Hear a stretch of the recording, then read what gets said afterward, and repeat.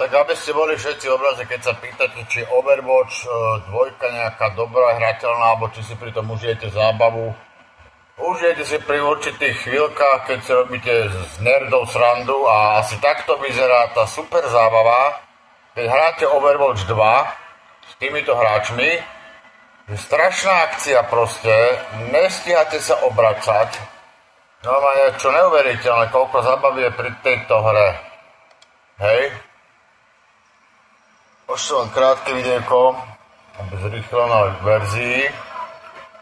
Aby ste videli, koľko zábavy si vážne užijete v tejto hre s týmito hráčmi.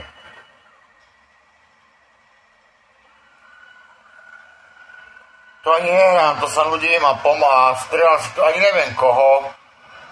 To ani nehrám, hej. Títo ľudia proste doteraz vozíkom nepohli o 1,70 m, hej. Oni chcú ranky, oni chcú strašne byť orankovaní, ale neviem s čím. V tejto hre ste za 2 hodiny Grandmeister, lebo hráte proti takýmto ľuďom. Dobre? Toto je super zábavná hra s týmito ľuďmi proste. Títo ľudia idú jednou cestou, celý tým, takže keď sa rozbehnú, viete odkiaľ chodia, stačí držať spúšť. Absolútne logika žiadna v tejto hre.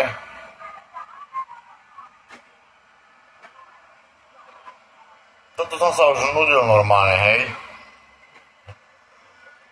Oni proste, títo ľudia nedokážu uhrať s niekým normálnym nič, je proste komunita, ktorá si tu fandí sama sebe, vyhráte zápas a oni si ďakujú, ďakujem Kiriko, ďakujem Bubblebee, proste aké by to oni vyhrali trápne, zabité sú 30 razy za zápas, čo vy ste tak 2-krát, hej.